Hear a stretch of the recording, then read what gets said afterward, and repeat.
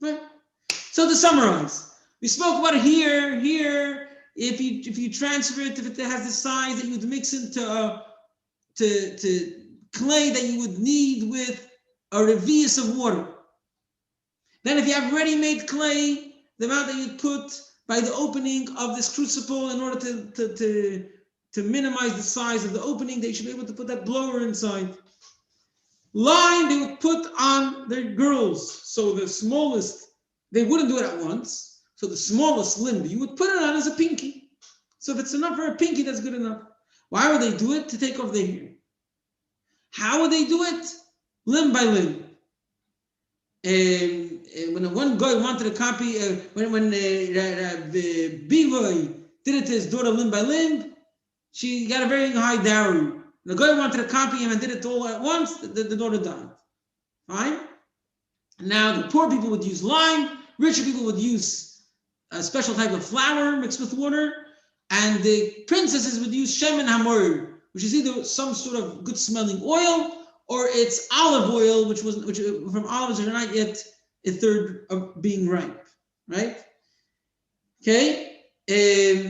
Then that's Chacham's opinion. Rabbi Yehuda says that it's the size of kilkul, which kilkul means to put in the temple, either to remove the hair or to make the hair sit in one place. Then Rabbi Chemi says andifi. What's andifi? We thought it means this part, below the temple. But then we said it can't be because the Brisa says that he's talking about thick lime. You don't put thick lime on your temple, below your temple. So we thought maybe it's to clog the opening of this cup. But you wouldn't put wine there, it's going to ruin it, it's going to pour out. So we're talking about either to paint white the bumps for a measuring cup, or to put on a forehead to make it look nicer, which is a larger size than Rabbi Yehuda.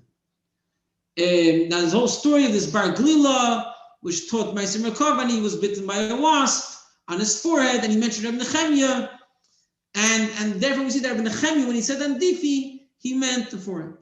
Right? Then we spoke about a certain type of clay, red clay, I guess. Rabbi Kiva says it's to put on a package, and Rabbi Chacham says it's enough to put us as a seal on a letter. Then we spoke about fertilizer or thin sand. Rabbi Kiva says on a cabbage, Chacham says even on a leek. Then we spoke about thick sand.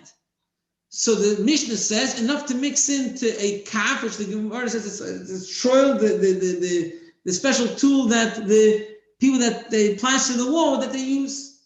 Now, sand, when you put it into lime, it makes it thicker and firmer, it makes it plaster, but it doesn't look nice. It's not white.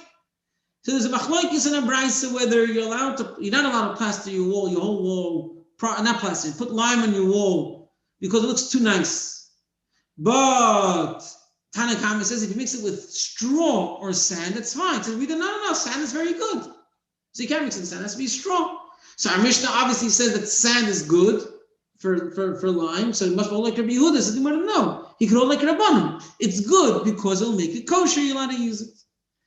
Then we spoke about a weed or a bamboo, the same family. So a weed is to make a pen out of it. And if it's thicker or it's crushed, then it says wood. Wood, not wood they would use in your fireplace. Wood they would cook something small with it. What's the smallest thing you would cook? A beaten egg in a pan. It says the brisa with oil. Don't burn it. Yeah? Now, it has to be a light egg, an easy egg. What does it mean, a light, easy egg? So he thought, so I guess Ravina's son was asking his grandson, trying to train him not to make his own things up, but to follow the Messiah. So he asked him, what do you think? He said, a small bird. He said, no, I find a smaller bird. So what is it? He asked his father. He said, I was taught. It's a chicken's egg. Why is it called an easy egg? It's quite large. It's the quickest to cook. Then he asked his father, well, if you're saying that, why so large? Food is always important, even if it's much smaller, the size of a dried fig. He says, yeah, no one said the size of a chicken egg. The size of a dried fig from a chicken's egg. The amount of crushed bamboo or thick bamboo you need in order to cook it, that's considered significant.